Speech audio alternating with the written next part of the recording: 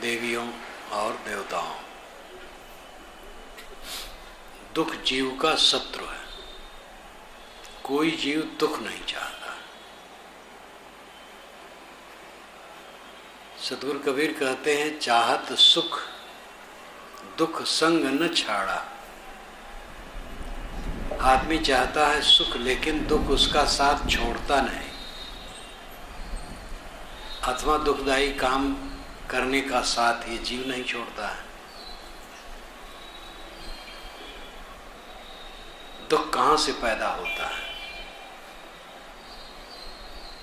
मूल है अविद्या, अज्ञान। फिर उसी से आगे शाखाएं निकलती हैं। जान जाने पर भी आसक्ति प्रबल होने से रहनी में न टिक पाना, आचरण न कर पाना,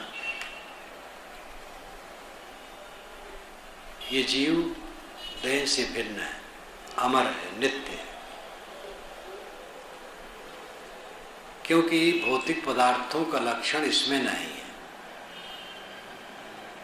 मिट्टी, पानी, आग, हवा कहें या ऑक्सीजन, हाइड्रोजन, नाइट्रोजन कहें,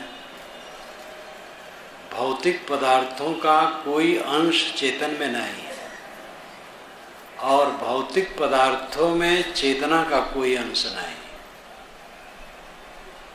भौतिक पदार्थों से सर्वथा विलक्षण है, इसलिए नित्य पदार्थ है। भौतिक पदार्थ भी नित्य है, जो मूल तत्व है वो नित्य है।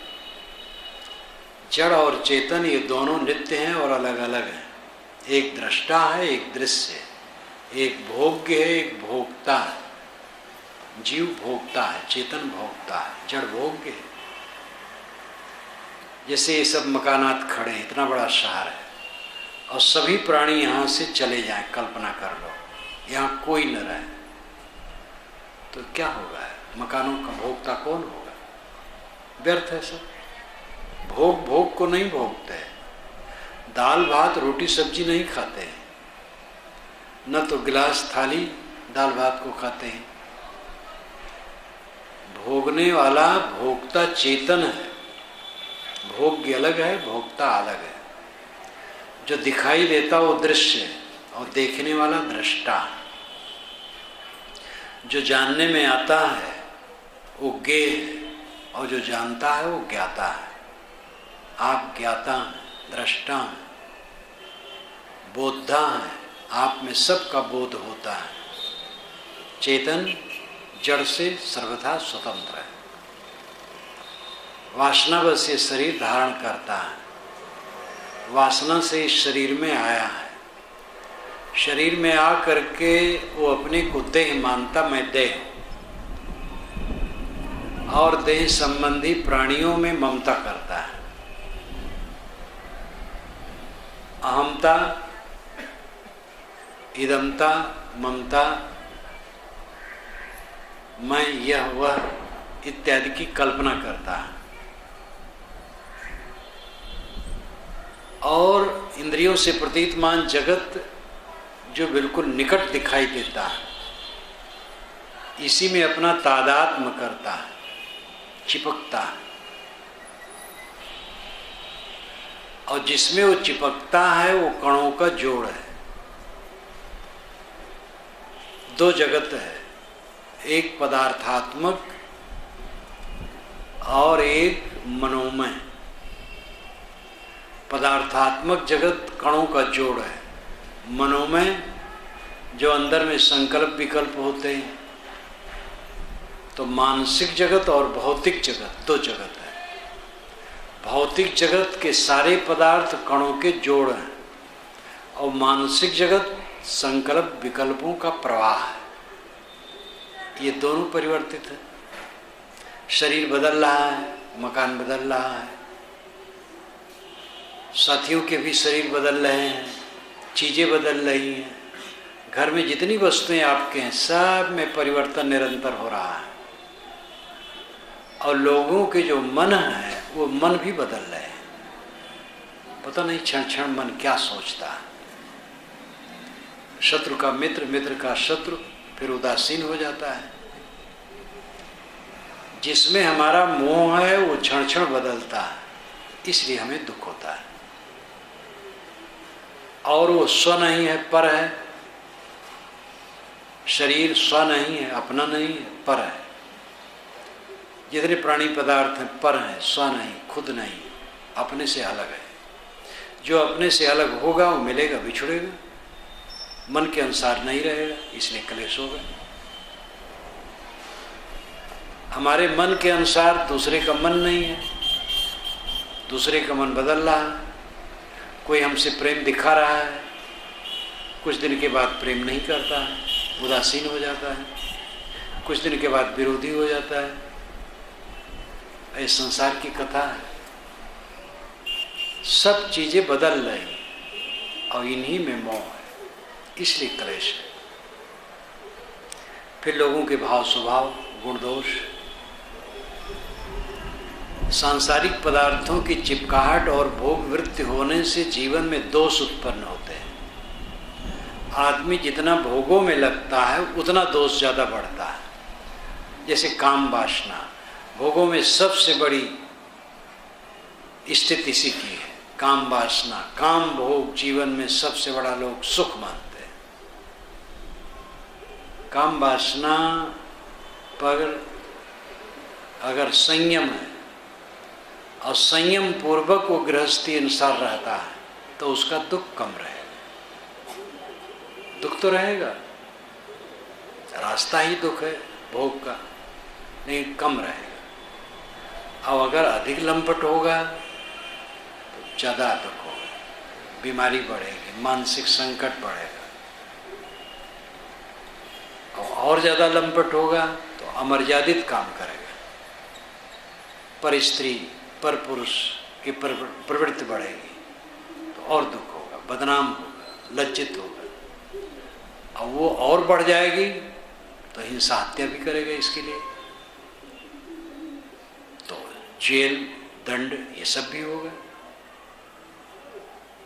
लोभ है, अपने पदार्थों में लोभ है, कमा के रखता है, खाता पीता है, लोभ से रहता है, तो सुखी नहीं रहेगा।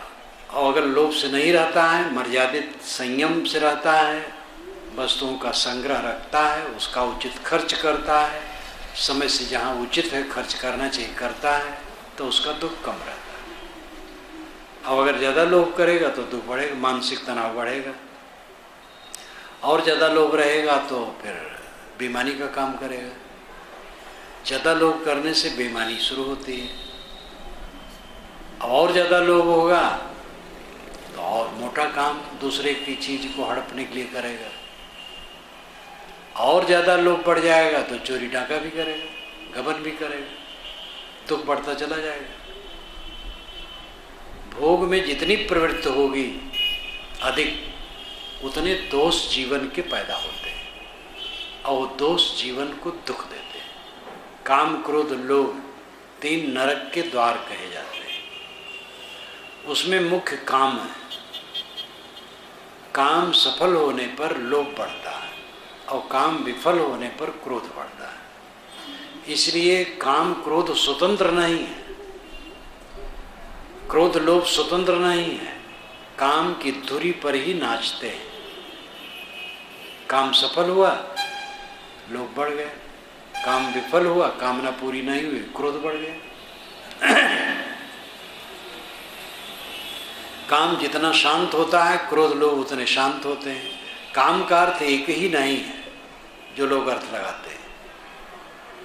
कहीं भी हमारी कामना है, अगर मेरी कामना है कि आप लोग मेरे लिए आदर दें, मुझे हाथ जोड़ें, तो ये लोभ पैदा करेगा। आप लोग सत्कार करेंगे तो मेरे मन में लोभ और बढ़ेगा, और सत्कार करें और सत्कार करें। जितना हमारा लोभ बढ़ेगा उतना कम लगेगा। आप लोगों के लिए चिढ़ होगी कि ये लोग अकल नहीं है, जैसा मैं योग्य हूँ ये सत्कार नहीं कर रहे। अब अगर नहीं करेंगे तो क्रोध बढ़ेगा। कहीं भी हो, कुछ भी पाने की चेष्टा होगी, कामना, काम पाने की चेष्टा, भोग की चेष्टा। भोग के अनेक रूप हैं, हमारी पूजा हो, हमारा सत्कार हो, हमारी आरती वंदना हो, हमारे पीछे पीछे लोग हाथ जोड़ के चलते रहें, ये कामना होगी तो हम सदैव खिन्न रहेंगे, कभी सुखी नहीं रहेंगे। एक साधक ने बताया, एक बड़े मंडलेश्वर की बात, विद्वान है, वृद्ध है, मुझसे ज़्यादा उम्र है और संस्कृत में दिन भर बोलते रह सकते हैं। उन्होंने उस साधक से कहा कि मैं 2 घंटे जब पढ़ाता हूँ, वेदांत उपनिषद इत्यादि पढ़ाते हैं, 2 घंटे जब पढ़ाता हूँ तब आनंद से रहता हूँ, बाकी जब तक जागता हूँ दुखी रहता हूँ। क्यों? क्योंकि साधना नहीं करते हैं, विद्वान हैं, पढ़ा देते हैं तो पढ़ाने में आनंद आ जाता है, पढ़ाना बंद किए तो मन की खुराफात आने लगी और उसमें चित्त चंचल, उद्वेगित, कष्टित रहता है। तो कोई ज्ञानी भी हो, साधना न करे, अपने विकारों का ध्वंस न करे, मनोविकारों का, तो दुख से मुक्त नहीं हो। आदमी तो यही समझता है, थोड़ा बचपने में पढ़ाई, हम लोगों के ज़माने में तो पढ़ाई बहुत देर में होती थी, 8-8 बरस के बच्चे 9-9 बरस के हो गए तब कहीं पढ़ने जाते थे। आज तो आप जानते हो शहर वाले हैं, बच्चे बेचारे ठीक से चल नहीं सकते, वो मोटा बस्ता उनके पीठ पर लाद दिया जाता है और तभी से वो रगड़ते हैं और पढ़ते पढ़े तो एक काम हो गया, अब दूसरा काम है कमाना, चाहे सर्विस में, चाहे व्यापार में, चाहे खेती में, चाहे कला में, चाहे कहीं भी। कमाते कमाते तब जरूरी है विवाह, विवाह हो गया तब जरूरी है बच्चा, बच्चा ना हुआ तो रोना है जीवन भर, बच्चा हो गया तो काम पूरा हो गया। अब कमाना खाना है, बच्चों को पोसना है, यही काम है और क्या काम। एक दूसरे से मिलते हैं, कहते भैया राम राम, राम राम, कुशल मंगल, खूब चकाचक, रस्म है कहने का, और क्या कहें। कौन बैठ करके रोए कि सुख नहीं है, दुखी हम हैं। सब कहते हैं हाँ भैया खूब आनंदित है, बस इतने काम समझते हैं। पैदा हुए, पढ़े लिखे, धंधा किए, विवाह किए, बाल बच्चे हुए, उनको खिलाते जिलाते हैं, विवाह शादी करते हैं, उनका घर द्वार बनाते हैं, उनमें रीझते हैं, खींचते हैं, लड़ते हैं, झगड़ते हैं, अनुकूल प्रतिकूल में उद्वेगित होते हैं, सुखी दुखी होते हैं और मर जाते हैं। बस यही जीवन है। जिसके लिए जीवन है उसकी याद भी लोग नहीं करते।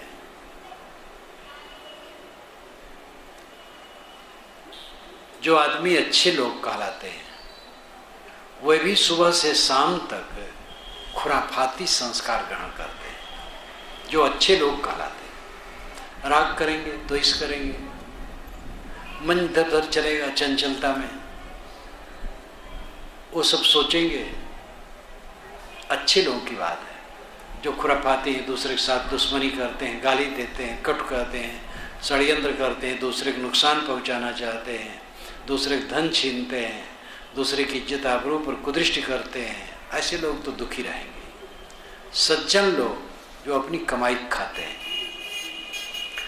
कुछ दान पुण्य भी कर देते हैं और अच्छे आचरण से रहते हैं, तो अपेक्षा वे वैसे दुखी नहीं रहेंगे। लेकिन क्या सुखी रहते हैं?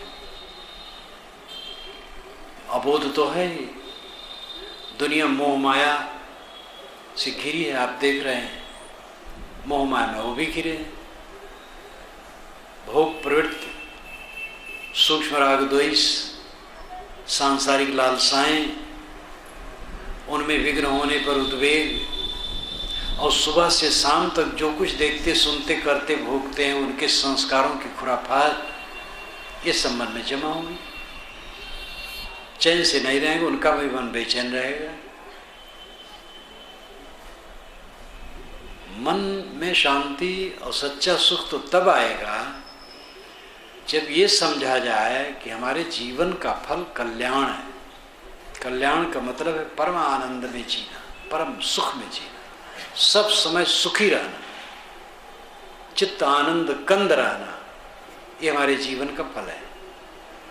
और इसके लिए ऐसे गुरु की शरण, ऐसे संतों की संगत, ऐसे सज्जनों की संगत, ऐसे सदग्रंथों का अध्ययन, अकेले में बैठ करके 1 बार 2 बार 3 बार चिंतन मनन ध्यान, ये सब जब करेंगे तब धीरे धीरे परिवर्तन शुरू होगा। ये जब समझा जाए और किया जाए, और समझा जाए कि ये करने के लिए भी हमें खाना है, कपड़े पहनना है, घर में रहना है, साथियों का पोषण करना है, रक्षा करना है, ये सब करना पड़ेगा। क्योंकि साथी लोग हमारे लिए करते हैं, हमें उनके लिए करना है। इसके लिए धंधा करना अच्छा है, करना पड़ेगा। ये सब धंधा पानी शरीर की रक्षा के लिए क्यों कमाते हैं? खाने के लिए। क्यों खाते हैं? जीने के लिए। क्यों जीते हैं? इसका पता नहीं। कमाते हैं खाने के लिए, खाते हैं जीने के लिए, जीते किस लिए इसका पता नहीं। हाँ, इतना पता है कि 2-4 बाल बच्चे पैदा किए, उनमें रीझे खींचे, लड़े झगड़े, राग द्वेष के, रोए गाए, मर गए, यही सब के लिए। और किस लिए? ये सब अविद्या गहन अंधकार में आदमी भटक रहा है। बाल बच्चा पैदा करने के लिए नहीं ये शरीर मिला। उच्च दृष्टि से देखा जाए तो केवल कल्याण के लिए, लेकिन ऐसा तो कोई बिरला होगा कि समझ जाए शुरू ही में और साधना में लग जाए। बाकी लोग दुनियादारी रास्ते से चलेंगे, लेकिन दुनियादारी रास्ते से चल करके क्यों चलेंगे? दुनियादारी रास्ते क्यों लोग विवाह कर लेते हैं? क्योंकि विवाह अगर वो न करें तो खुराफात करेंगे, फिर अमर्यादित व्यवहार करेंगे, संयम से नहीं रह पाएंगे, अपना नुकसान करेंगे, समाज में गंदगी फैलाएंगे। इसलिए विवाह जरूरी है। जवानी आती है तो हर युवक युवती को अंग मिलन की चेष्टा होती है, युवक को युवती से, युवती को युवक से।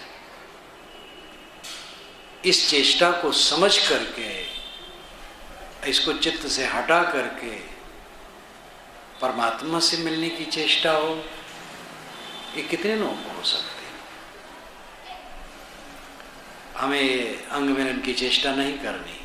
जिसका संबंध करेंगे थोड़ी देर में बूढ़ा हो जाएगा, मेरा शरीर भी बूढ़ा हो जाएगा, और ये संस्कार हमें कमजोर कर देंगे, मोह पैदा होगा, दुख पैदा होगा। ये हमें नहीं करना। साधना में लगना, आत्मा से जुड़ना, परमात्मा से जुड़ना। ऐसा कोई सोच पाता है, बाकी ये सब सोच नहीं पाते। इसलिए विवाह जरूरी है। विवाह करके रहें, मर्यादित रहें। विवाह क्यों किए? क्योंकि संसार का आकर्षण था। अब कर लिए तो समझ गए। आकर्षण में जो भूसी भरी है वो तो समझना चाहिए, अनुभव करना चाहिए कि फल क्या मिला। उत्तेजना मिली, बंधन मिला, उद्वेग मिला, गुलामी मिली, जीवन भर झेल रहे हैं, क्या फायदा हो? अब तो होश में आना चाहिए, अब जग जाना चाहिए, अब उसको ठंडा करना चाहिए। काम वासना को हटाओ, क्रोध लोभ को हटाओ। नहीं समझ में आ रहा था, फंस गए संसार में, अब विवेक से चलें। ठोकर लग गया, ठोकर लगने के बाद समझ में आना चाहिए। खंभे से टकरा गए, तब खंभे से अलग हुए। कोई खंभे को देख लिया, टकराया ही नहीं, धन्य है वो। लेकिन अगर टकरा गए तो अब तो अलग होना चाहिए। जिसके लिए आकर्षण था उसको 1 बार देखे, 2 बार देखे, 10 बार देखे, कितनी बार देखे, और मिला क्या? मिलता क्या? युवती के शरीर में अगर सुख है तो युवती अपने शरीर के सुख को लेकर सुखी रहती, लेकिन वो सुखी नहीं है। युवक के शरीर में सुख देखती है। युवक के शरीर में सुख है तो युवक अपने शरीर के सुख को लेके सुखी रहता, लेकिन वो युवती के शरीर में सुख देखता है। दोनों को भ्रम है, न उसके शरीर में सुख है न उसके शरीर में सुख। शरीर तो टट्टी पेशाब की पोटली है, एक उत्तेजना है, उत्तेजना में सुख की कल्पना है और उसके पीछे दुख है, मलिनता है, छीड़ता है, परतंत्रता है, वासना की वृद्धि। ये समझना चाहिए, संयमित होने की चेष्टा करनी चाहिए। गृहस्थी विरक्ति दो मर्यादाएं हैं, विरक्त थोड़े होंगे, गृहस्थ सर्वाधिक होंगे, लेकिन गृहस्थ के कल्याण का रास्ता बंद नहीं। वो समझ गए, समझ जाना चाहिए और समझ करके उनको वहाँ रहते रहते जैसे पानी में कमल रहते हुए भी पानी से ऊपर रहता है, वैसे इस कीचड़ में रहते हुए भी अपने को कीचड़ से ऊपर रखने का काम करें। कितने लोग ऐसा सोचते हैं? इस पर सर्वेक्षण किया जाए तो 1% भी सोचने वाले नहीं। बस दिमाग में भरा है संसार, कूड़ा कबाड़, धन दौलत मान पद प्रतिष्ठा हानि लाभ राग द्वेष मोर तोर अहंता ममता। अहंता ममता के कारण हमारे अंदर में एक एक विकार उत्पन्न होते रहते हैं। किसी ने कुछ कह दिया, प्रतिकूल कह दिया, अब चित्त शांत नहीं, लेटते हैं तो ही याद आती है, चलते हैं तो जैसे अकेले होते हैं वही दिमाग में टकराता। उन्होंने हमें ऐसा कहा, सभा के बीच में कहा अथवा अकेले कहा, मैं तो अच्छा हूँ, उन्होंने बुरा कहा, वही दिमाग में घूम रहा है। अब इस दुख को कौन मिटाएगा? क्या पैसा मिटाएगा? आपकी ज़्यादा पैसा है तो मिट जाएगा, या ज़्यादा पढ़े लिखे हैं तो मिट जाएगा? नहीं मिटेगा। मंत्री हैं और जगत गुरु है तो मिट जाएगा? जगत गुरु तो एक फैशन है, आजकल जगत गुरु कोई हुआ ही नहीं। इस दुख को कौन मिटा सकता है? न धन मिटा सकता है, न विद्या मिटा सकती है, न पद मिटा सकता है, न ऐश्वर्य मिटा सकता है, न सम्मान प्रतिष्ठा मिटा सकती है। ये तो हृदय की कमजोरी है, आसक्ति है। हमें शरीर में आसक्ति है, इस नाम में आसक्ति है। शरीर का विश्लेषण करो, क्या है? हड्डी की झोपड़ी, मांस भरा और रक्त वाहिनी नाड़ियां हजारों फैली, उसमें रक्त बहते हैं, मैदा मज्जा ये सब है, ऊपर चाम गीला लपेटा है, फिर रोएं और अंदर में टट्टी पेशाब है। टट्टी पेशाब बनाने के कारखाना है, रात दिन एक कारखाना चल रहा है। और इसमें क्या है? इसका एक काल्पनिक नाम है जो एकदम झूठा है, कुछ उसमें नहीं। इस नाम को कोई गलत कह दिया तो क्या फर्क पड़ गया? लेकिन इतना विवेक जब हो और इस विवेक का अभ्यास हो तो कोई कुछ कह दे, कोई चोट नहीं। प्रतिकूलता आनी स्वाभाविक है, कोई बच नहीं सकता है। राजे महाराजे के सामने आती है, मंत्रियों के सामने आती, महात्माओं के सामने आती है। प्रिय का वियोग पक्का है। जो हमारा प्रिय है हमसे छूटेगा, चाहे वो पहले जाए चाहे मैं पहले जाऊं। अब जब ऐसा दिन आएगा, पहले चला गया प्रिय, सिर कूटना है, अपने को संभाले नहीं हो, अनासक्त किए नहीं हो, अपने को समझे ही नहीं हो कि आप देह नहीं हो, आत्मा। अब आप किसी के नहीं हो, आपका कोई नहीं। इस नग्न सत्य को कभी आपने समझा ही नहीं, बल्कि अशुभ माना ऐसा, अरे हमारे सब हैं और हम सबके हैं। ये भी ठीक है व्यवहार में, आप सब मेरे हैं, मैं आपका हूँ। और परमार्थ क्या है? ना आप मेरे हैं ना मैं आपका हूँ। सांस टूटी, सब गया, सारी घाव माऊ। बच्चे जब आपस में रोते होते हैं, हल्ला करते हैं, तो और क्षेत्र में कहते घाव माऊ। ऐसे मोह का घाव माऊ, बड़ा प्रेम, बड़ा दुलार, बड़ा प्यार,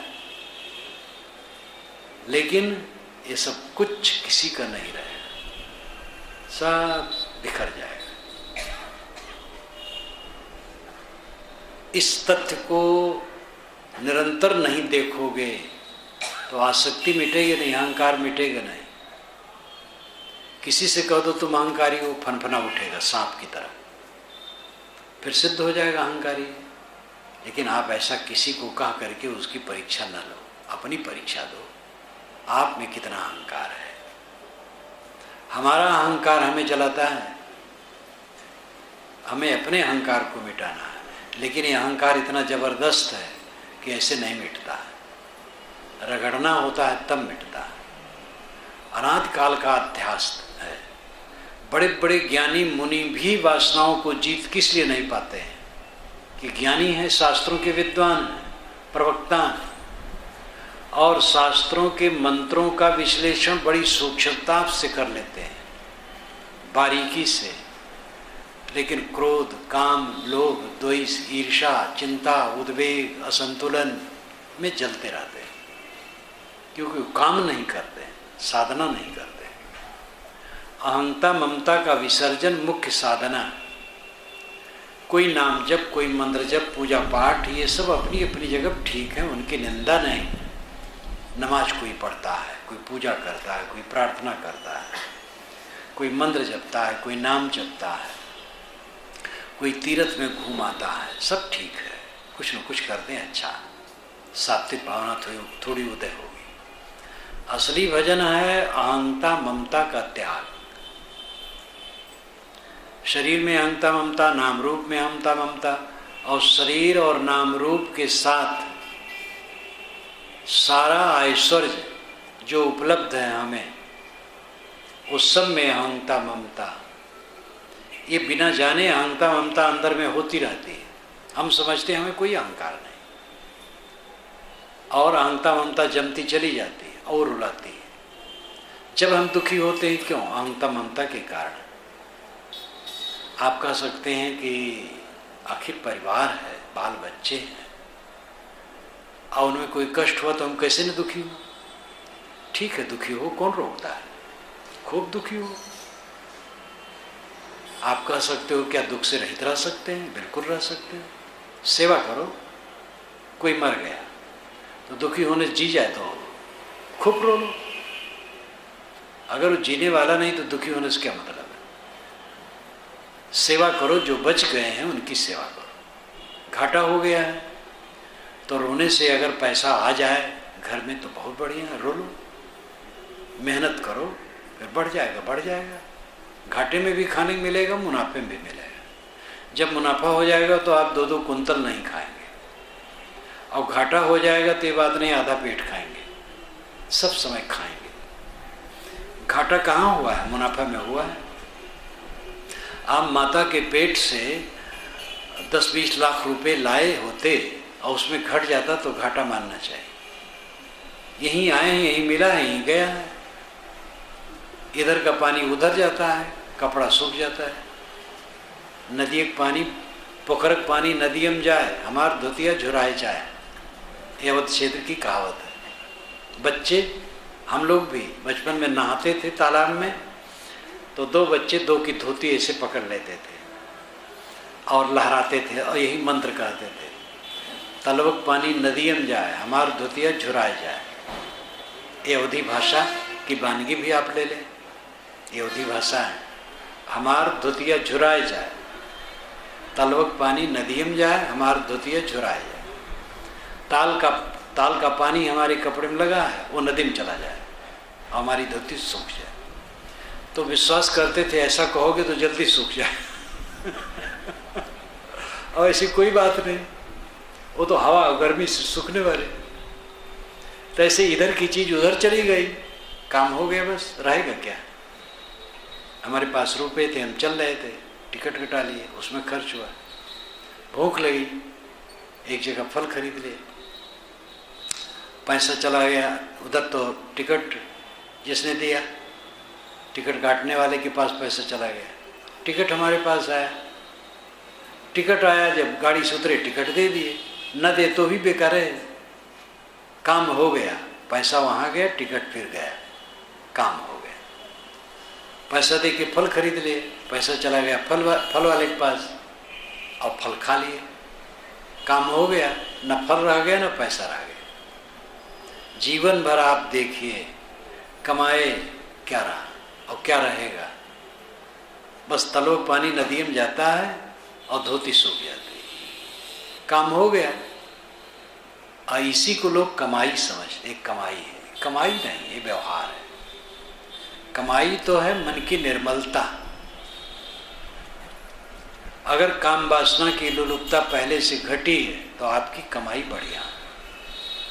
क्रोध और चिड़चिड़ाहट, भड़बड़ाहट घटी है तो आपकी कमाई अच्छी है। उद्वेग, चिंता, व्याकुलता, दुख घटा है तो आपकी कमाई अच्छी है। प्रतिकूलता आई, व्याकुल नहीं हुए तो आपकी कमाई अच्छी चल रही है। ये असली कमाई है। और सांस टूटने पर यही कमाई साथ चलेगी। और जो बाहर की कमाई है पूरा धोखा है, पूरा धोखा है। धोखे में आदमी पूरा जिंदगी बिताता है और माने रहता मैं बड़ा प्रबुद्ध हूं। पूरी जिंदगी धोखे में जाती है, उम्र सब धोखे में बीती गयो। ये सदगुरु कबीर का वचन भी है। लड़का बहुहर बोली मारे बुढ़ऊ मरी न गयो।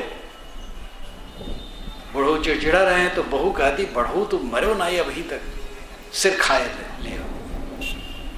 और बुढ़ऊ बेचारे आशा में हैं कि ये बहू बच्चे सब हमारे पैदा किए और संग्रह किए, हमारी सेवा करें। और बहू कह रही तुम मर जाओ तो अच्छा। जिसके हम मालिक बने बैठे रहते हैं वो हमारा नहीं। क्या कभी 10 मिनट भी बैठ करके आदमी सोचता है कि जिसका मैं मालिक हूं झूठा है? मैं मालिक नहीं हूं। हमारा मालिकपन टोटली झूठा है, व्यवहार है, केवल व्यवहार है। किसके मालिक? अपने शरीर के मालिक नहीं। संयम की दृष्टि से अपने शरीर के मालिक हैं। आंखें जिधर खोलना चाहे खोले, न खोलना चाहे न खोले। वाणी जो बोलना चाहे बोले न बोले। जो छूना चाहे छुए, न छूना चाहे न छुए। जो खाना चाहे खाएं, न खाना चाहे न खाएं। इंद्रियों पर नियंत्रण करने का अधिकार मेरा है, लेकिन शरीर और इंद्रियों की परिवर्तनशीलता को रोकने का अधिकार मेरा नहीं। ये निरंतर बदल रहे हैं। तो हम शरीर के मालिक नहीं, किस चीज के मालिक हैं? सारा मालिकपन झूठा है। छाड़ो पति छाड़ो लबराई, मन अभिमान टूट तब जाई। ये कबीर साहब की वाणी। उनकी तो वाणी ऐसी सब चोख। छाड़ो पति छाड़ो लबराई। पति होना, स्वामी होना, मालिकपन, ये मालिकपन होने का अहंकार छोड़ दो और लबराई छोड़ दो। लबराई ये मेरा, ये मेरा, ये मेरा, ये मेरा, झूठी बात। कुछ आप कर रहे हैं। मेरा मेरा करते करते जीवन बिताते, काल आता मारता एक थप्पड़, कहता बेवकूफ कुछ तेरा नहीं, चल अब साथ। एक आदमी के पास मौत आई और कहे चलो अब तुम्हारा समय खत्म हुआ। वो आदमी घबरा गया।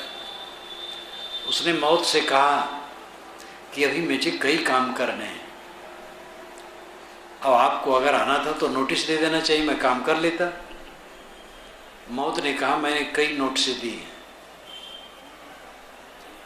उसने कहा तो डाक की गड़बड़ी, मुझे नोटिस एक भी नहीं मिली। मौत ने कहा मेरी नोटिस डाक से नहीं आती है, मनुष्य के ऊपर आती है। पहली नोटिस थी तुम्हारे बाल पकने लगे थे। दूसरी नोटिस थी आंख पर चश्मा लग गया था। तीसरी नोटिस थी चाम में झुर्रियाँ आने लगी थी, सिकुड़न आने लगी थी। चौथी नोटिस थी कान भी कम सुनाई देने लगा था। पांचवी नोटिस थी दांत उखड़ने लगे थे, हिलने लगे थे। मैंने कई नोटिसें भेजी। अब वारंट है, वारंट में छोड़ा नहीं जाता है। वारंट आ गया, अब पे पे पे करते रहे। चूहे को बिल्ली ने धर दबोचा, वो चे चे करता रहा, क्या होगा? मौत जबरदस्त पंजा उसका है। उस दिन की याद करो तो मलिकई की पोल पट्टी खुल जाएगी, गुरुवाई की पोल पट्टी खुल जाएगी। मैं गुरु हूं, किसका गुरु हूं? सबके अगाध ज्ञान है। गुरुओं का ही मान लेना मैं सबका गुरु हूं, धोखे में है गुरु लोग। फिर साहिब ने कहा है पानी पियावत तो क्या फिरो, घर घर शायर वारी, त्रिषावंत जो होएगा पीवेगा चखमारी। क्या पानी पियाते घूमते हो? जो प्यासा होगा झक मार करके पानी पिएगा। मैं किसी को गुरु नहीं, सब भाई हैं। अपना गुरु बन जाओ। गुरु भी धोखे में खूब रहते हैं, क्योंकि गुरुत्व तो अपनाते नहीं हैं और गुरुवाई करने लगते हैं। गुरुत्व तो है आत्मस्थ होना, आत्मलीन होना। आत्मलीन होकर के जीना गुरुत्व है। गुरु कहते हैं श्रेष्ठ को, पारखी कहते हैं जब जीव गुरु हो गया तब मुक्त हो गया, वेदांती कहते हैं जब जीव ब्रह्म हो गया तो मुक्त हो गया। ये दोनों की भाषा है। श्री पूर्ण साहब ने जीव मुख, माया मुख, ब्रह्म मुख, गुरुमुख 4 वाणी का विभाजन किया। जीव उनका मुख्य सिद्धांत है, पारक सिद्धांत का जीव मुख्य सिद्धांत है। लेकिन जीव मुख की वाणी पूर्ण साहब ने नहीं मानी। जीव सर्वोपरि सत्ता है, फिर भी जीव मुख की वाणी नहीं मानी, क्योंकि जीव भटका है। जब जीव गुरु बन जाएगा तब उसकी वाणी का महत्व है। इसलिए गुरुमुख वाणी मानी जाती है, जीव मुख वाणी नहीं। हाँ, जीव वही, गुरुत्व उसमें है लेकिन उद्घाटित नहीं है। गुरुत्व है गंभीरता, निष्कामता, निर्माणता, पूर्ण निष्काम हो जाना, पूर्ण निर्माण हो जाना, ये गुरुत्व है। दूसरी भाषा में कहें मर जाना, जिससे राग रंग वाले बहुत भयभीत रहते हैं। मरने का नाम ना लो और कुछ कहो। अगर कहीं विवाह के समय, संतान के जन्मोत्सव के समय कोई मृत्यु की बात कह देते तो लोग बहुत अशुभ मानते, तुरंत डांटते, चुप रहो, अशुभ बोलते हो। जबकि मृत्यु का दिन परम शुभ दिन है। जीवन भर की कमाई का रिजल्ट उसी दिन मिलना है। ये कमाई तो ठीक नहीं है। कायर बच्चा परीक्षा फल से घबराता है, वो समझता है तो फेल होऊंगा या तो बहुत थोड़ा नंबर होगा। लेकिन जो मेधावी है वो तो बड़ी आशा से देखता है कब आवे परीक्षा फल। तो मृत्यु से लोग घबराते हैं, लेकिन मृत्यु का दिन शुभ दिन है। घोरांग्रस ने श्री कृष्ण को उपदेश दिया। छांदोग्य उपनिषद में कथा आती है। श्री कृष्ण के 3 गुरु थे। उनके कुल गुरु थे गर्गाचार्य और शिक्षा गुरु थे सांदीपनि और आध्यात्मिक गुरु थे घोरांगिरस। ये अंगिरा के शिष्य थे। अंगिरा का उपदेश मुंडक उपनिषद है, जो एकदम ज्ञान वैराग से भरा है।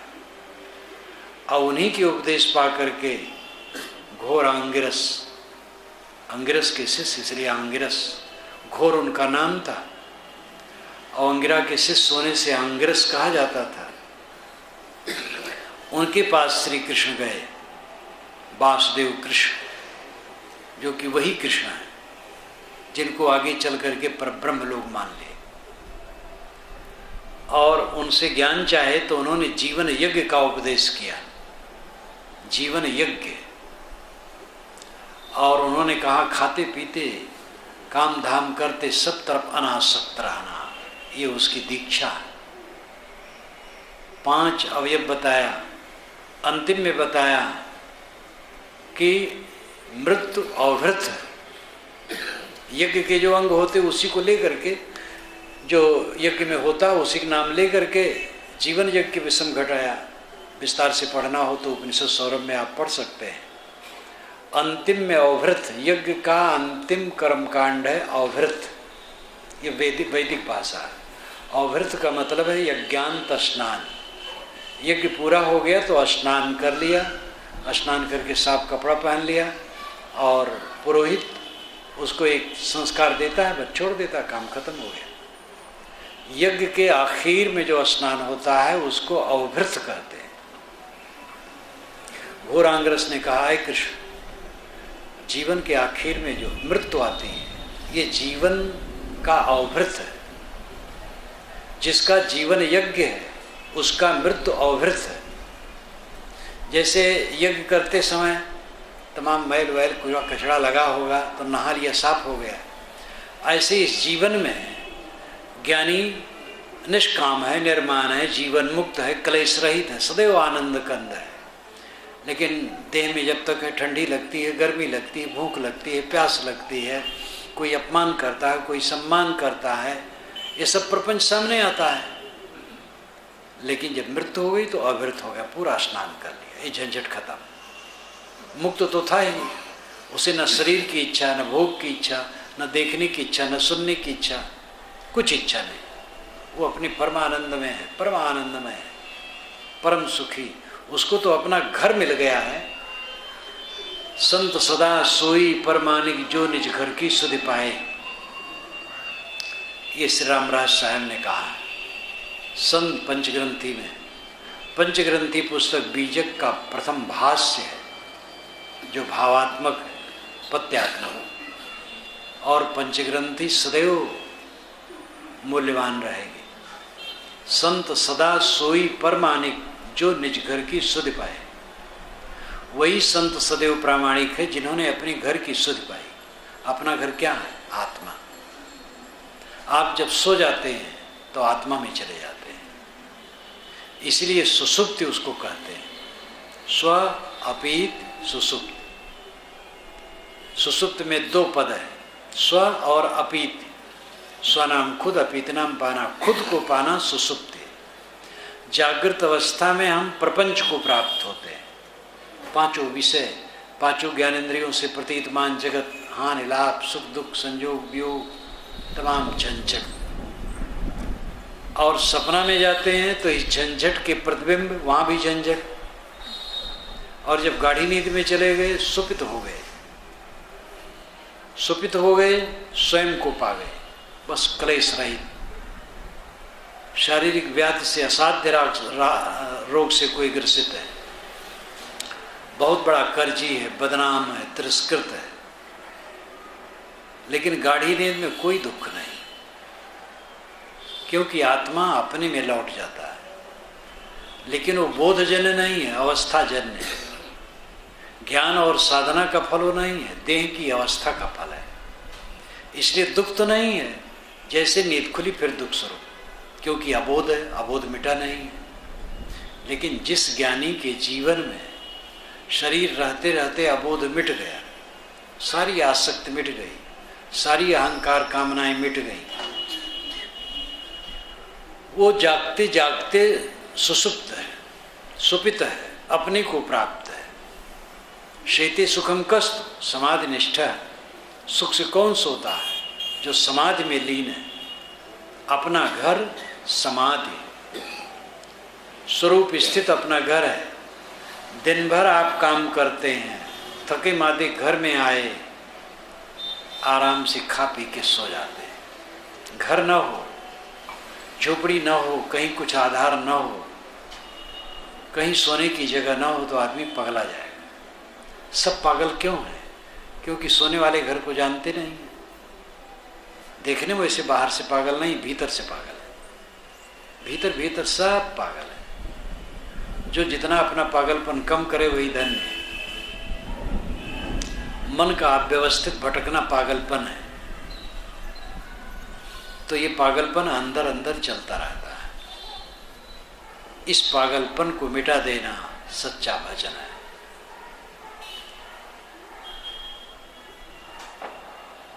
जागृत अवस्था में रहते रहते समाधि में पहुंच गया जो साधक, समाधि की पूरी स्थिति है संकल्पहीन हो जाना, निर्विकल्प, संकल्प शून्य अवस्था, परम शांत।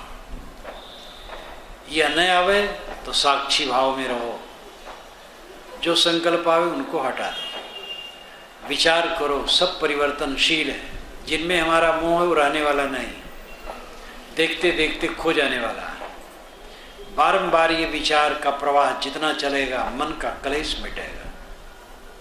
ये नहीं कि सब बिखर जाएगा, बिखरना होगा, समय समय सब बिखरेगा। एक सज्जन कहे महाराज जी जब सोचने लगेंगे तो फिर तो हम काम ही नहीं कर पाएंगे। मैंने कहा भैया मैं तो ये करीब 57-58 बरस से सोच रहा हूँ और ये साधना कर रहा हूँ, और जिस काम में मैं हूँ दृढ़ हूँ, खूब कर रहा हूँ, इस बुढ़ापा में भी कर रहा हूँ, तो लज्जित हो गई। ये भ्रम है। संसार की नश्वरता को जो देखता वो निकम्मा हो जाता है। बुद्ध ने संसार की नश्वरता को देखा, शंकराचार्य ने देखा, कबीर ने देखा, नानक ने देखा और महापुरुषों ने देखा, वे निकम्मे नहीं हुए। जीवन भर स्वयं साधना और लोक मंगल के लिए लगे रहे। ये तो चिपक करके संसार में बच्चे की तरह, बच्चे को लड्डू दे दो बड़ा खुश हो गया, तो ऐसे चमक दमक में चिपक गई मानो ऐसे रोज रहेगा। ये सब बिखरेगा। अपना शरीर रोगी होगा, बिस्तर पर पड़ेगा, करवट नहीं बदल जाएगा और खुरच खुरच करके मर जाना होगा। किसी का ऐसा नहीं होता, सहज मर जाता है, चलते फिरते मर जाता है, लेकिन मरना पक्का है। छूटेगा सब, रहेगा कुछ नहीं। किसी का नहीं रहा है, हमारा कैसे रहेगा? इसकी याद ही नहीं करना चाहते हैं। मन की खुराफात कैसे घटेगी? और मन की खुराफात नहीं घटेगी तो चित्त में शांति कैसे आएगी? सामान्य सदाचार तक पहुंच जाना भी बहुत है, लेकिन ये भी ध्यान दो, सामान्य सदाचार से परम शांति न मिलेगी। जब तक मन में वैराग्य नहीं उदय होगा, परम शांति किसी को नहीं मिल सकती। वैराग का अर्थ घर छोड़ देना और कपड़ा बदल लेना नहीं। जो घर छोड़ करके कपड़ा बदल लिए हैं उनको वैराग करना चाहिए, और जो घर में उनको वैराग करना चाहिए। जो जहाँ वहाँ वैराग करें, स्त्री पुरुष गृहस्थ विरक्त। वैराग एक मन की अनासक्ति अवस्था है जो जीवन की उच्चतम स्थिति, उच्चतम उपलब्धि। धोखा के नाते हम अनासक्त नहीं होना चाहते। धोखा धोखा, पूरा जीवन धोखा। जिसमें हम चिपके हैं वो कुछ नहीं, आजकल में कुछ नहीं होकर के रहेगा। असत की दो परिभाषा है। एक असत वह है जो पहले नहीं था, आज नहीं है, आगे नहीं रहेगा। एक असत वह है जो अभी तो है लेकिन आगे नहीं रहेगा। खरगोश की सींग पहले नहीं थी, आज भी नहीं, आगे भी नहीं रहेगी। आकाश का फूल पहले भी नहीं था, आज भी नहीं है, आगे भी नहीं रहेगा। लेकिन मेरा शरीर अभी है किंतु आगे नहीं रहेगा। और शरीर संबंधी सारी उपलब्धियां नहीं रहेंगी। जिस शरीर को मैंने बनाया है, सजाया है, उसी जिस मकान को जो मैंने बनाया और सजाया है, उसी मकान में से मेरी लाश आज कल में निकलने वाली है। कितने लोग उसको सोचते हैं? सोचना भी पाप समझते हैं। माने रहते हैं साधु की खोपड़ी उल्टी रहती है। ठीक है भैया, आपकी खोपड़ी सीधी सीधी रखो, खूब उसमें दुख भरो।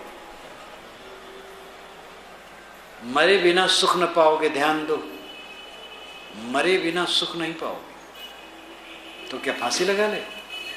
फांसी न लगाओ, अहंकार को मारो। घर में गए, पत्नी ने किसी कारण से कट कह दिया, कर्म कह दिया, आप मर जाओ, चुप। ये मरना, चुप रह जाओ। तो उसको सोचना पड़ेगा, पश्चाताप करना पड़ेगा। हो सकता क्षमा भी मांगे, न क्षमा मांगे तो अंदर से क्षमा मांगेगी और वो अपने को बदलेगी। उसने थोड़ा गरम कहा, आप डंडा उठा दिए। नहीं डंडा उठाए तो आप डबल गरम कहे, तो लंका कांड शुरू हो गया।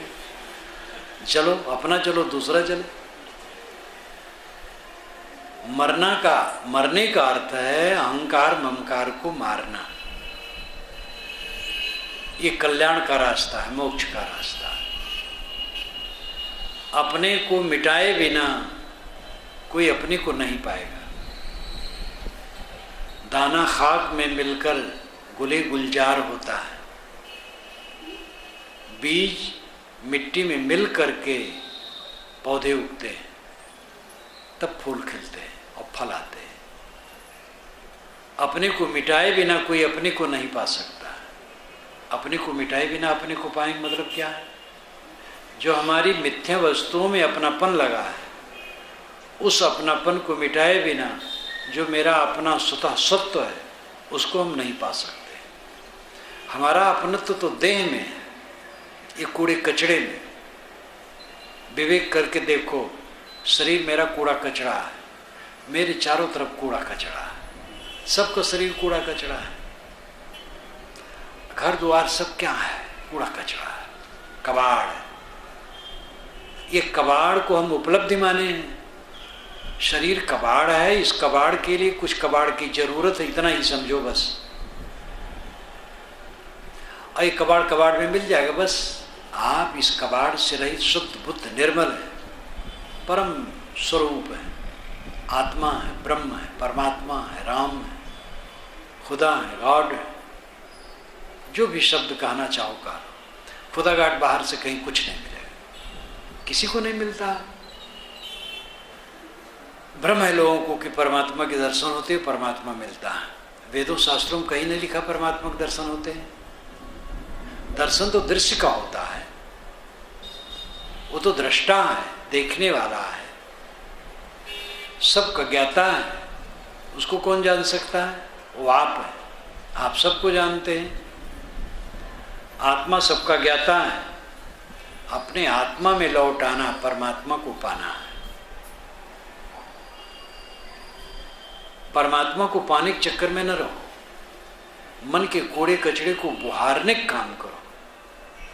गोस्वामी जी सगुण उपासक थे, लेकिन जहाँ खास बात कहते थे तो सही आ जाती थी, वैसे ही जैसे कबीर साहब कहते हैं। उन्होंने एक जगह कहा, जहाँ तोष तहाँ राम है, राम तोष नहीं भेद, तुलसी पेख घात नहीं, सत विविध विधि खेद। जहाँ संतोष है वहाँ राम है, राम संतोष में भेद नहीं। ऐसा समझ करके लोग संतोष नहीं धारण करते, राम को खोजते।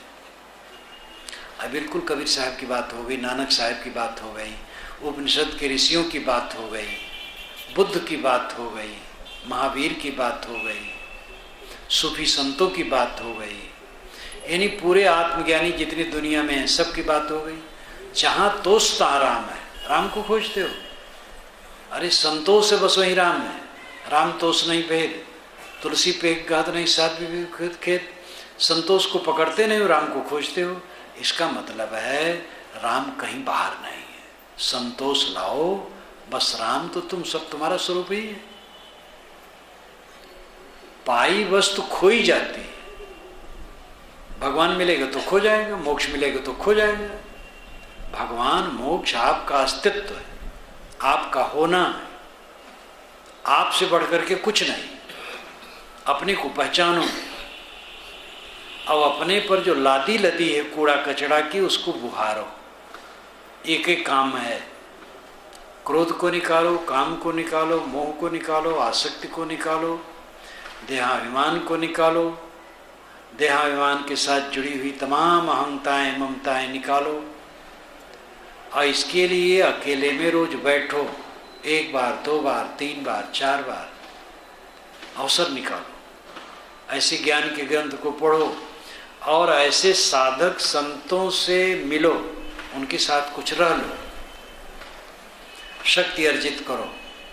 फिर जहाँ हो वहाँ मनन चिंतन करो और सदैव नकारो, जो अपना नहीं उसको नकारो। मेरा नहीं, शरीर मेरा नहीं, नाम मेरा नहीं, रूप मेरा नहीं, ये सारी उपलब्धियाँ मेरी नहीं है, जो मेरे कहलाने वाले सब कोई मेरे नहीं, सब कुछ भी मेरा नहीं। मेरा तो मैं हूँ, केवल आत्मा, केवल अपना स्वरूप, वही राम है। राम ही मेरा और कुछ नहीं, जो मेरे से अभिन्न है। सब कुछ को स्वीकारो, सब कुछ को स्वीकारो, तब विवेक जागृत होगा, प्रखर होगा, आसक्ति क्षीण होगी, दुख खत्म होगा। ये वैज्ञानिक तथ्य को जब तक न समझेंगे दुख नहीं खत्म होगा। भगवान के भगत रहेंगे, ज्ञानी रहेंगे, प्रवक्ता रहेंगे, शास्त्रों का सूक्ष्म विश्लेषण कर लेंगे, बड़े बड़े पूज्य भी हो जाएंगे, लाखों की भीड़ भी बटोर सकते हैं, लेकिन दुख से मुक्त नहीं होंगे। कि कोई भगवान कृपा करके आपको दुख से छुड़ा नहीं सकता है। पंडित महात्मा तो कहते हैं कि भगवान का नाम लो, जब उसकी कृपा होगी आपका दुख खत्म कर देगा। आज तक कृपा नहीं हुई क्योंकि वो सोया है, या ध्यान नहीं गया है, या आपने बड़ी कोशिश नहीं की है, क्योंकि वो जरा घुस चाहता है, आप बड़ाई कर दो, लड्डू चढ़ा दो, तब वो मानेगा। ये सब गलत व्याख्या है। कोई आपका दुख दूर करने वाला नहीं। आपने दुख बनाया है, आपको दूर करना है। हमने दुख बनाया है, हमें दुख दूर करना है। कहते राम का नाम लो, दुख दूर कर देंगे। राम अपने माँ बाप के दुख को नहीं दूर कर पाए। पिता रोते रोते मर गए, माता घर में रोती रही 14 वर्षों तक, पत्नी का दुख नहीं दूर कर पाए। आपका दुख कैसे दूर कर पाएंगे? अपना हम दुख बनाते हैं, कौन दूर कर पाएगा? लेकिन इन बातों को इस ढंग से सोचना कहना बड़ा मुश्किल है। लोग तो धर्म के नाम पर भी नशा पिलाते हैं। ये मंत्र जप लो पाप कट जाए, अमुक नदी में नहाओ पाप कट जाए, अमुक तीर्थ में जाओ पाप कट जाए। तीर्थ से होके आओ और काम क्रोध लोभ मोह सब समाप्त हो जाए तो पाप कट गए। और तीर्थ से लौटे वैसे क्रोध, वैसे काम, वैसे लोभ, वैसी चिंता, तो कहाँ कट? कटना कोई अदृश्य थोड़े, सब सामने। मैंने कहा था दुख क्यों? दुख हमारे अज्ञान का फल है। हम अपनी वास्तविकता को समझते नहीं। मैं शरीर नहीं हूँ, मैं शुद्ध चेतन आत्मा हूँ। शरीर थोड़े दिन का साधन है और इसके द्वारा हमें साधना कर लेना चाहिए। जिन प्राणियों के बीच में रहते हैं उनसे सुंदर बर्ताव करें, मोह न करें। कोई किसी का नहीं है। जिसमें हम बिल्कुल चिपके हैं एकदम खो जाएगा। दिल में जो दिल बन के धड़के गए तो न देखा जरा मुड़ के। जो दिल में दिल बन करके धड़कते थे जब गए तो मुड़ करके देखे नहीं। और ये गीत मैंने इसी गुजरात में सीखा था, आपके बीच में कभी कभी कह देता हूँ। पहली बार जब आया गुजरात सन 1972 में, तो 73 शायद लग गया होगा। तांदलजा गांव बोरेली के पास, वहाँ आया तो एक युवक 18 बरस का, उसी यहाँ मेरा निवास हुआ। आया बैठा, कहा साहब भजन सुनाओ? कहे सुनाओ। गीत सुनाओ? सुनाओ। तो सुनाने लगा। जिंदगी कैसे ही पहेली आए, कभी तो हंसाए कभी तो रुलाए। वो बढ़िया गाया। तो भी देखो मन नहीं जागे, पीछे पीछे सपनों के भागे। एक दिन सपनों का राही चला जाए सपनों से आगे। जिन्होंने सजाए यहाँ मेले, सुख दुख संग संग झेले।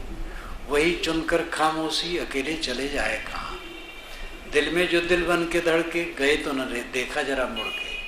रह गई मन के डगर पे यादों की धुकों से उड़ के। जब कई वर्षों के बाद फिर आया, तब तक वो विवाह शादी हो गई थी और दुनियादारी हो गया था और मोटा भी हो गया था। जब उसके घर गया तो मैंने कहा भाई सुनाओ? कहे साहब भूल गया। तो मैंने सुना दिया। कहे आपको याद हो गया था? कहे मुझे याद हो गया। भले तर्ज फिल्म है लेकिन पूरा वेद शास्त्र और गुरबाणी है। तो जब आता हूँ, गत वर्ष भी गया उसके यहाँ, मैंने कहा सुनाओ? कहे साहब नहीं याद है। तो फिर सुना दिया उसको। दिल में जो दिल बन के धड़के गए तो न देखा जरा मुड़ के। पत पत्नी अभिन्न कहने भर का अभिन्न, कोई अभिन्न भिन्न नहीं। अपना शरीर अपने से भिन्न नहीं है। एक दिन खो जाएगा, पता नहीं लगेगा। यही तो मोह बढ़ा बढ़ा करके सब दुख पालते हैं। पति पत्नी एक दूसरे के साथ मित्रोत व्यवहार करें और पत्नी कह दे पद से देखो तुम अलग हो, हम मैं अलग हूँ। एक बार मैंने प्रवचन में मैं बोल रहा था कि कोई किसी का नहीं है, तो एक सज्जन अपनी पत्नी से कहे देखो साहब क्या कहा। वो बेचारी कांप उठी क्योंकि साधारण स्त्री थी। तो जो अंतिम सत्यता है उसको देखे बिना मोह मिट नहीं सकता, अहंकार मिट नहीं सकता। और मोह अहंकार मिटे बिना किसी का क्लेश मिट नहीं सकता। सुख चाहते हैं आप लोग पैसे के बल पर, खूब पैसा कमा ले तो सुख हो जाए। पद मिल जाए। आप ही लोग नहीं, अरे महात्मा लोग भी, बड़ा मठ बन जाए और जगत जाहिरात हो जाए तो सुख मिल जाएगा, ब्रह्म मिल जाएगा। ब्रह्म ऐसे मिलता है, ब्रह्म तो स्वयं हो। जब मोह छोड़ो तो ब्रह्म अपने आप है। गृहस्थ भूले हैं, साधु भूले हैं। राग रंग में दुनिया रीझे, चटक मटक में नारी, और भाव भगत में साधु ईझे, तीनों निपट अनारी। राग रंग में दुनिया रीझती है, अभी ढोल मृदंग यहाँ बजे, देखो ये कब छोटा हो जाएगा ये मैदान।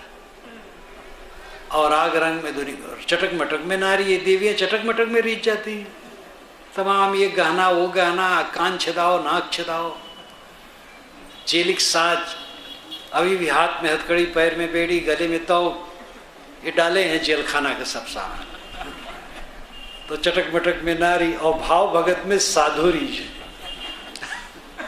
महाराज उतरे बड़ौदा स्टेशन पर, इतने में एक सुंदर नवयुवक आ गए। महाराज नमस्ते नमस्ते, आप बहुत दिन पर दर्शन हुआ महाराज आपके, बड़ी खुशी हुई, मैं तो गदगद हो गया। महाराज ने कहा बच्चा मुझे नहीं, अरे बाबा वहाँ गया था, आप दर्शन दिए थे और बोल रहे थे आपका ज्ञान, तो क्या पूछना। बैठी महाराज। महाराज लगता है आप कुछ खाए पिए हैं? नहीं बेटा अभी तो दूर से आ रहा हूँ। अच्छा महाराज तो दूध थोड़ा ले आओ। गया, 2 मिनट में आ गए। महाराज उसके पास बर्तन नहीं है। महाराज कोई बर्तन होते दे दीजिए। अब ऐसा प्रेमी मिला, लोटा दे दिया, ले जाओ भाई ले आओ। वो लोटा ही नहीं, क्योंकि लोटा के लिए होता भाव भगत में साधु रीझे, तीनों निपटा नारी। तो साधु महात्मा कितने घर छोड़ते हैं तो बढ़िया भावना रहती है। थोड़े दिन में आ करके वह चेला नहीं रहते, गुरु भाई हो जाते हैं। गुरु के ही गुरु भाई हो जाते हैं, और गुरु के भी गुरु हो जाते हैं। वे समझ लेते मेरा तो सब कुछ हो गया, मैं तो ज्ञानी हो गया। तो सामान्य सदाचार है, सद्गुण है, बस उतने में वो ठंडे हो जाते हैं। ग्लान नहीं है अपने संस्कारों पर, वासनाओं पर, दुर्गुणों पर, दोषों पर, गलत स्वभावों पर ग्लान नहीं है, उसको मिटाने के लिए चेष्टा नहीं है। इसी जीवन में रहते रहते सुबह से शाम तक मेरे मन में कोई प्रतिक्रिया न हो, उद्वेग न आए, अशांति न आए, पीड़ा न आए, सदैव आनंद कंद रहें, इस परमानंद की अभिलाषा उनकी नहीं रही। साधु हैं, सदाचारी हैं, लोग बाबा कहते हैं, नमस्कार करते हैं, बंदगी करते हैं, साहब कहते हैं, महात्मा कहते हैं। अब उनकी पूजा होनी चाहिए, बस यही हो गया लाभ। तो वे भी रुक गए बीच में और दुख उनका मिटेगा नहीं। जो मन का क्लेश है, मन का उद्वेग है, मन की पीड़ा है, मन का संताप है, मन की जलन है, ये सामान्य सदाचार से भी मिटने वाला नहीं। ये तो मन की अविद्या के मिटने पर होगा, मन का अज्ञान मिटने पर होगा। और मन का घोर अज्ञान है, शरीर मैं हूँ, शरीर मेरा है, ये सब मेरे हैं, सारी उपलब्धियाँ सच हैं, ये ऐसे बनी रहें, इसी तृष्णा में चित्त भटकता रहता है। इसका मतलब नहीं काम न करो, काम करो, जो जहाँ हो काम करो, मेहनत करो, उसमें जो विकास हो, लोगों को साझीदार बनाओ। बड़ी बड़ी फैक्ट्रियाँ चलती, कारखाने चलते हैं, एक आदमी होता है और सैकड़ों हजारों लोगों को रोजी रोटी का आधार बन जाता है, लेकिन सब समझो ट्रस्ट है, अपना कुछ नहीं। जहाँ पर जो है वास्तविकता उसको समझे तो उनका दुख घटा रहेगा। रोक नहीं है काम के लिए, जो जहाँ है काम करें, लेकिन इस असलियत को समझें कि जीव के साथ कुछ नहीं। और इसके लिए बहुत जरूरी है कि आप दिन में 2-3 बार अकेले में बैठने का समय निकालें। सबके बीच में रहे आप परमात्मा से नहीं मुलाकात कर पाएंगे, आत्मा में नहीं लौट पाएंगे, ब्रह्मलीन अवस्था न होगी। सब झंझट छोड़ करके अकेले में बैठ जाओ रोज कई बार।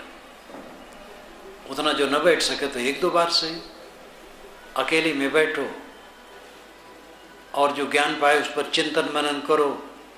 संसार की प्रवाहशीलता को देखो, सबकी परिवर्तनशीलता को देखो, सबकी नश्वरता को देखो। आप नश्वरता देखेंगे तो ये नहीं जल्दी मर जाएंगे, या जो कुछ घर द्वार है सब तुरंत भारा के गिर पड़ेगा। वो सब जैसे है तैसे है, जो बदलता है बदलेगा, लेकिन आपके मन का, मेरे मन का जो कांटा है वो निकल जाएगा। जितना हम विवेक करेंगे, जितना गहराई से सोचेंगे तथ्य पर, उतना मन ज्ञान से प्रकाशित होगा, शीतल होगा, शांत होगी। सामान्य आदमी को तो ये विश्वास भी नहीं पड़ता है कि मन दुख रहित होता है।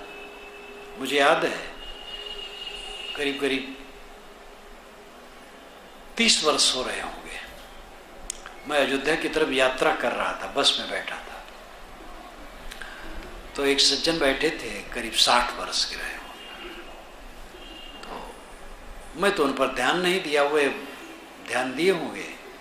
कुछ समय के बाद उन्होंने कहा, महाराज आपको कभी कोई दुख होता है, चिंता होती है?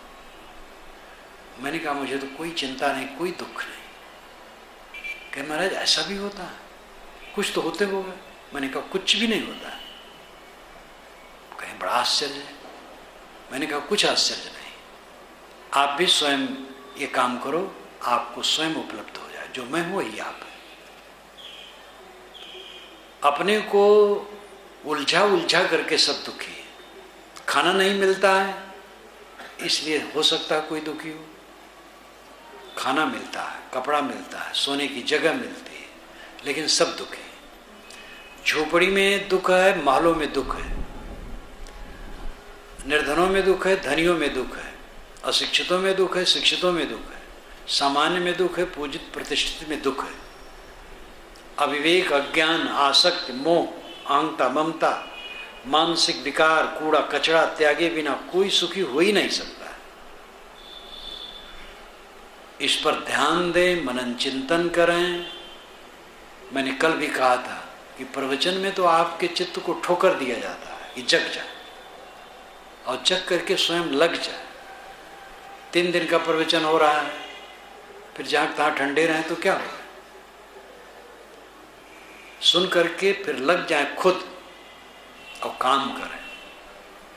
जब काम करेंगे तो अपने आप देखेंगे कि गत वर्ष जैसी चिंता अब नहीं, कम हो गई, उतना क्रोध नहीं आता है, काम वासना काफ़ी ठंडी हो गई, सारे विकार ठंडे दिखाई देंगे।